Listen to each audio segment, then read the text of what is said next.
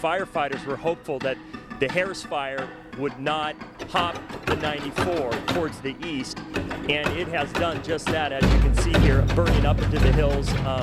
Dozens of homes up here in the area.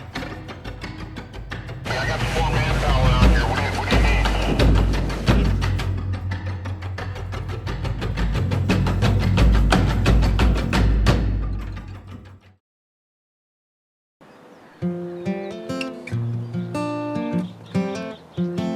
Southern California has a diverse natural environment shaped by its unique weather.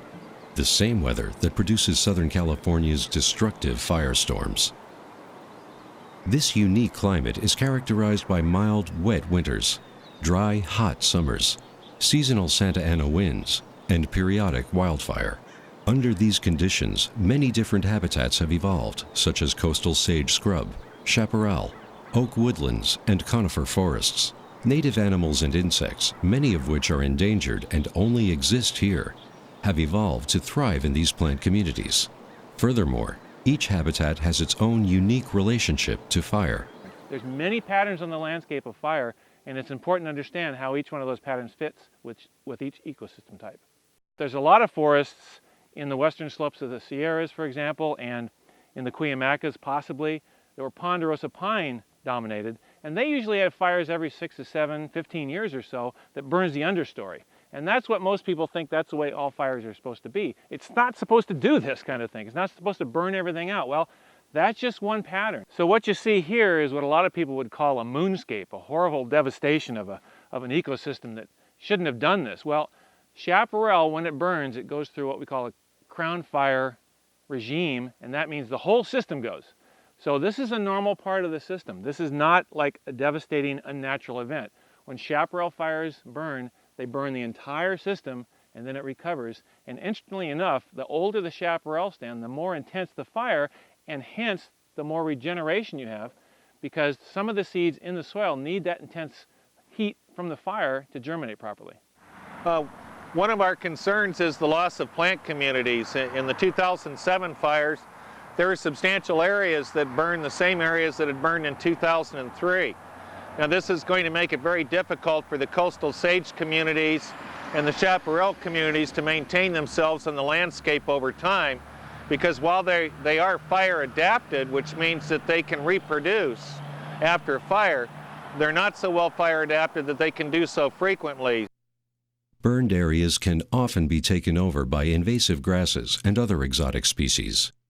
These grasses tend to dry out quicker and ignite easier, often creating even more frequent fires and further threatening the native habitat. If you continually eliminate native plants that all the native animals have adapted to over millions of years, you're going to slowly degrade habitat areas to the point where you push out a lot of the birds and the mammals that we love so much to watch, because the weeds don't provide the habitat, the food, and the things that the native animals need.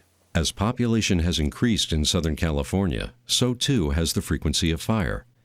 Under calm weather conditions, firefighters are able to attack these fires directly and can usually contain them before they do too much damage. However, when Santa Ana winds blow like they did in 2003 and 2007, fires can be pushed faster than any firefighting force in the world can keep up with. With a wind-driven fire, it's very difficult and very dangerous, as you can imagine, to get out in front of. They spot way ahead of themselves.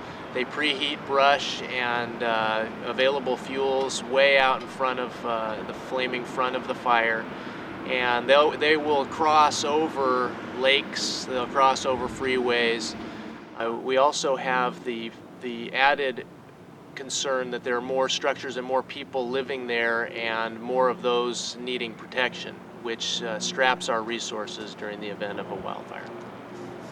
Santa Ana winds render your aircraft pretty useless, because once the winds are blowing in excess of about 40 miles per hour, while it might still be safe enough to fly, they're no longer effective. You can't hold your fire retardant drop together or your water drops with your helicopters. The fluids just dissipate in the winds.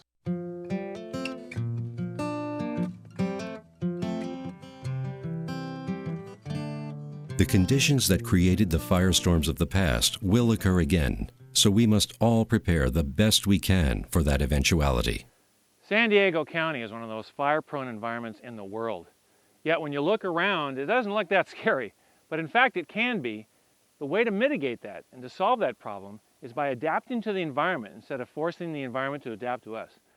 And so what you need to do is focus on creating an environment around your home and in your home that will resist the fire to the point where you create a fire-safe environment and you allow the natural system, which is where you find so much joy and beauty, to live on its own, to do its natural rhythms, and yet you can sit on your patio and enjoy it without being afraid of it.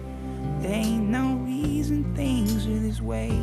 It's how they always been and they intend to stay. I can't explain why we live this way. We do it every day. For more information, go to wildfirezone.org.